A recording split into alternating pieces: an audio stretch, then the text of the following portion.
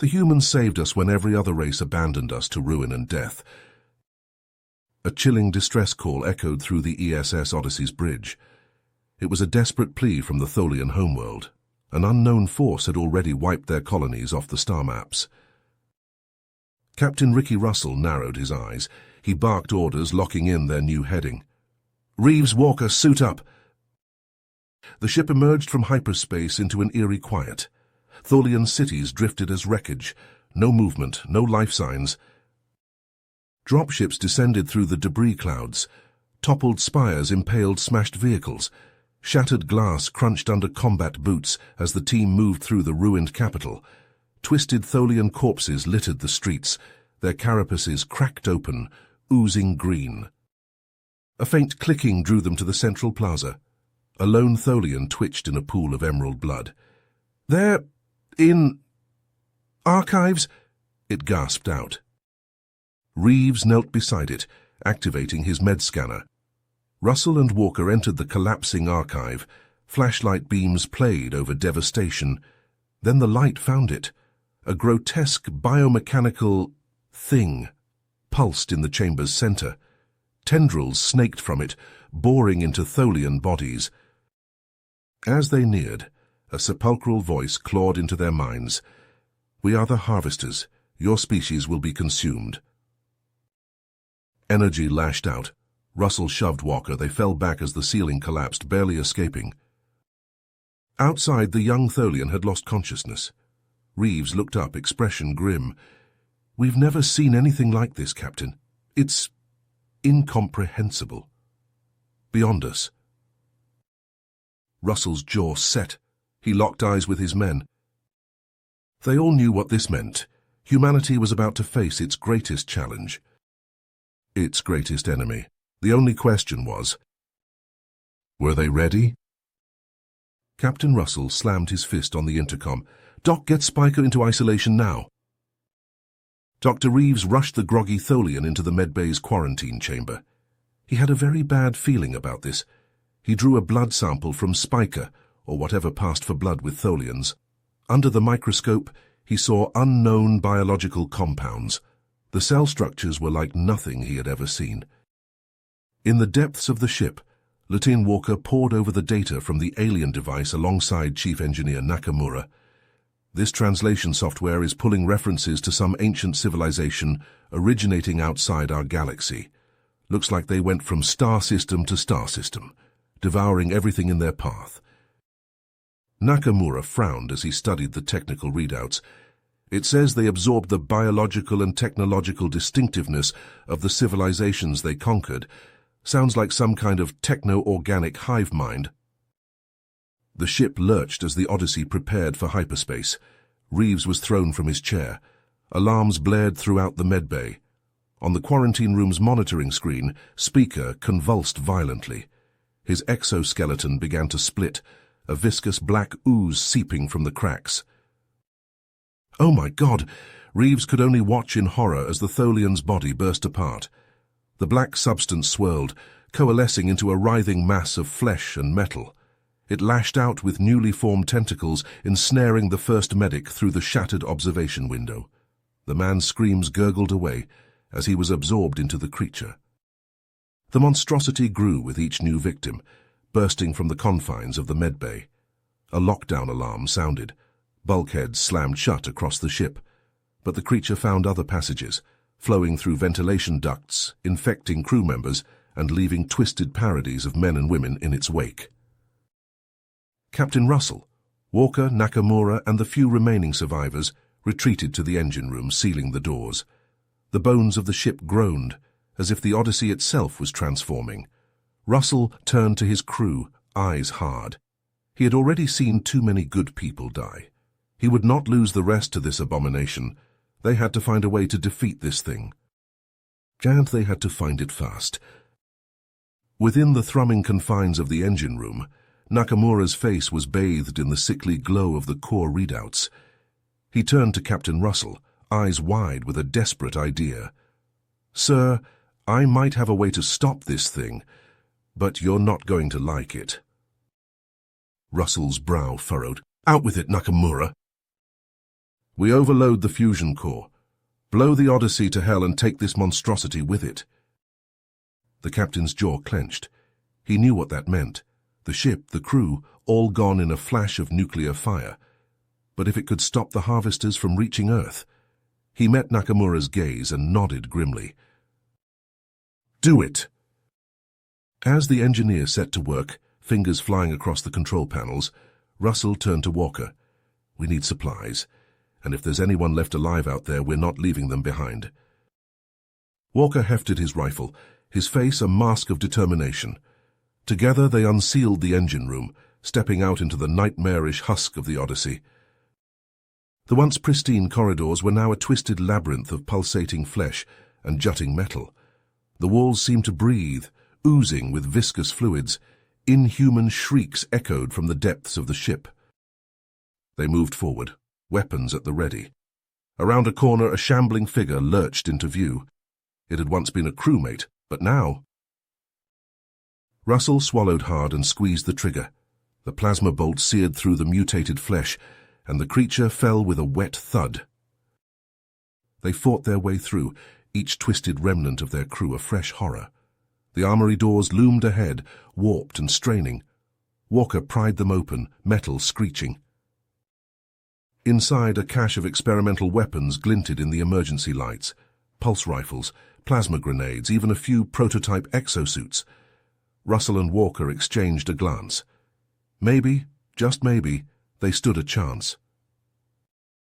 Armed to the teeth, they carved a path of destruction toward the bridge, but as the doors slid open, they froze.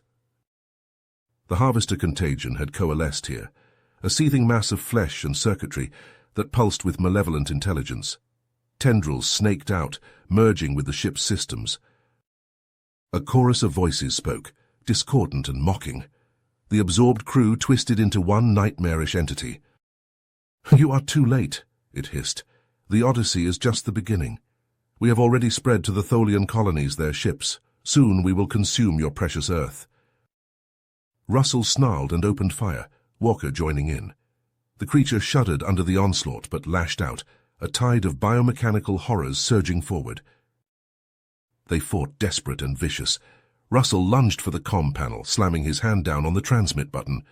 "This is Captain Russell of the ESS Odyssey. The harvesters are coming. You have to prepare—" The ship shuddered, groaning like a wounded beast. Nakamura's voice crackled over the intercom. "Core overload initiated. Get out of there." The harvester entity screamed, a sound of rage and pain that seemed to shake the very bones of the ship. It lashed out, trying to stop the inevitable. But it was too late. The core reached critical mass and the Odyssey exploded in a blinding flash of light. The creature's screams were swallowed by the nuclear inferno.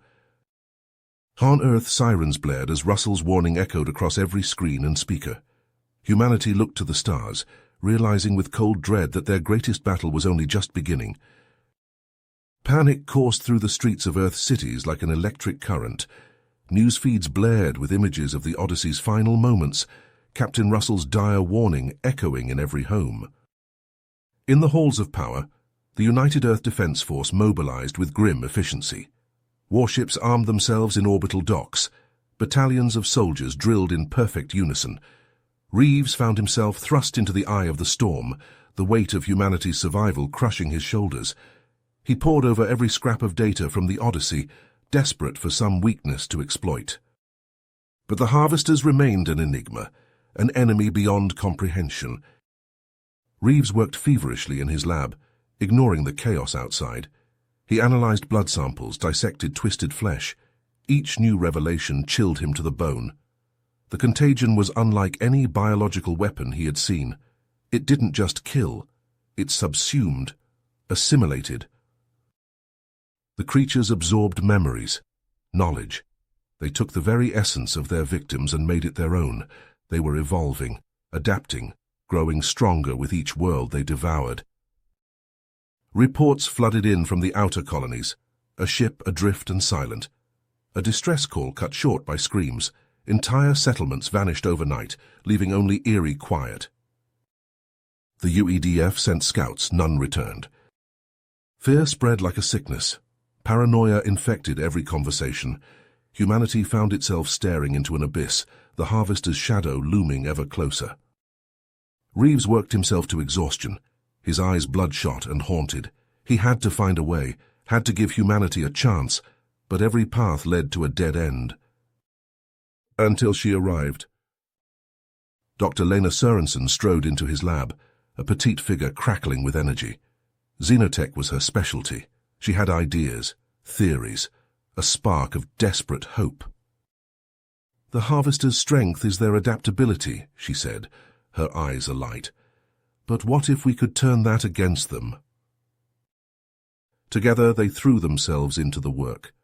A nano-weapon, designed to infiltrate and disrupt the harvesters on a molecular level. It could cripple them, shatter the hive mind that bound them into one nightmarish entity. But there was a catch. The weapon needed a carrier, a living host to deliver it into the heart of the swarm. Sørensen met Reeves's gaze, her expression grim. They both knew what it meant. A sacrifice, a mission from which there could be no return. Captain James Donovan volunteered without hesitation.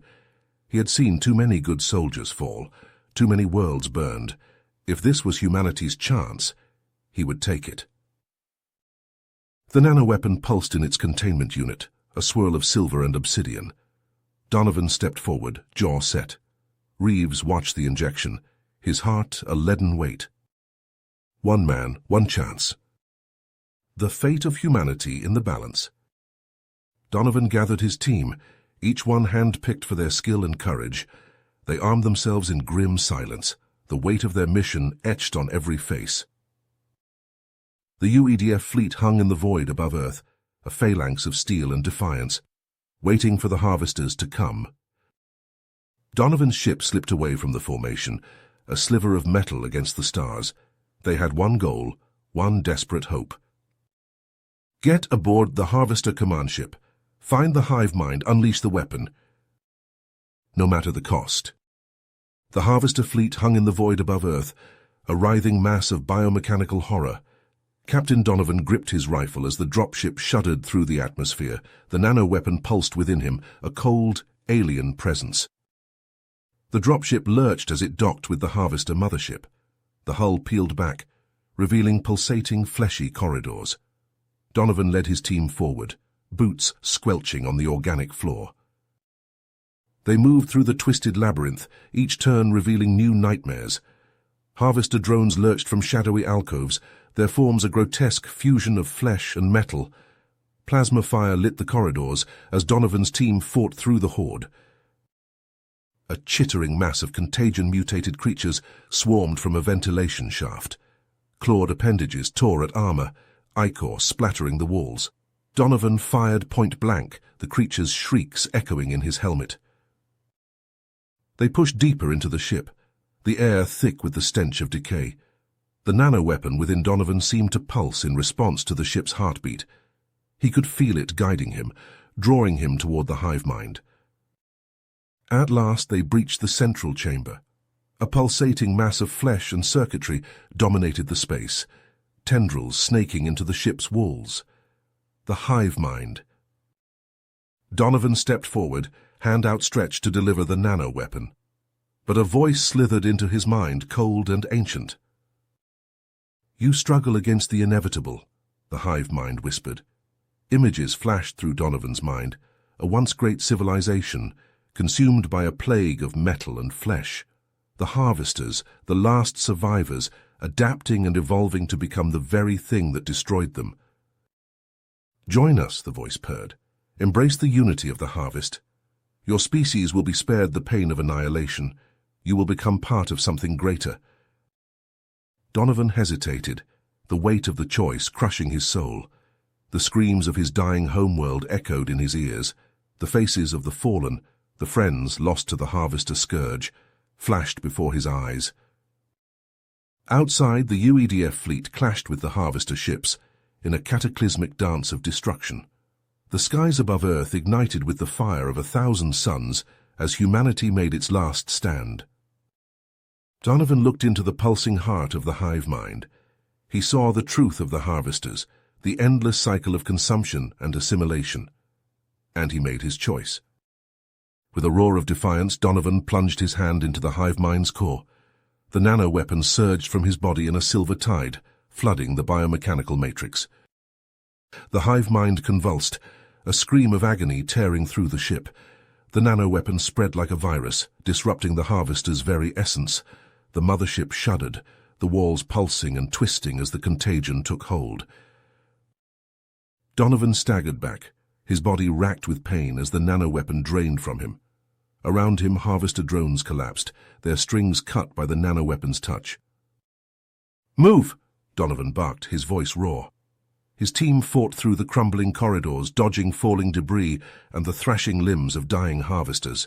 The ship was tearing itself apart, the nano-weapon's victory turning to ashes in their mouths. They barely made it to the dropship, the mothership's death throes nipping at their heels. Donovan collapsed into his seat as the pilot punched the engines, the force of the acceleration slamming them back. Behind them, the harvester mothership exploded in a blinding flash of light, the shockwave buffeting the dropship. The harvester fleet, once an unstoppable force, crumbled and burned, the nano-weapon's influence spreading like a cancer. Earth hung below them, scarred and battered, but alive. Donovan closed his eyes, the weight of the sacrifice, the cost of victory, settling heavy on his shoulders. They had won, but at what price? In the days that followed, the extent of the damage became clear. Cities lay in ruins, millions dead or displaced, but humanity endured, as it always had. Dr. Reeves and Dr. Sorensen worked tirelessly, analyzing the remnants of the harvester technology. Their findings sent a chill down Donovan's spine. The nano-weapon had not destroyed the harvesters, merely forced them into dormancy. One day they would return, and humanity needed to be ready. The UEDF was reborn as the Galactic Defense Initiative. Its mission expanded to protect not just Earth, but all of humanity's allies among the stars. And at its helm, Captain Donovan, his eyes haunted by the truths he had learned, the price he had paid. He stood on the bridge of the ESS Phoenix, the initiative's flagship, and looked out at the stars. Out there in the vast expanse of the galaxy, new threats lurked, waiting to be met head-on. Donovan's jaw tightened. Let them come. Humanity had proven its mettle, its indomitable will to survive. They would be ready, no matter the cost. The Phoenix leapt into the void, a beacon of hope against the darkness. The battle was over, but the war was just beginning. You have reached the end of the story. If you enjoyed this story and want to support us, please leave a like and subscribe to our channel, and for every comment that says 88, I will heart every single one of them. Thank you for your time.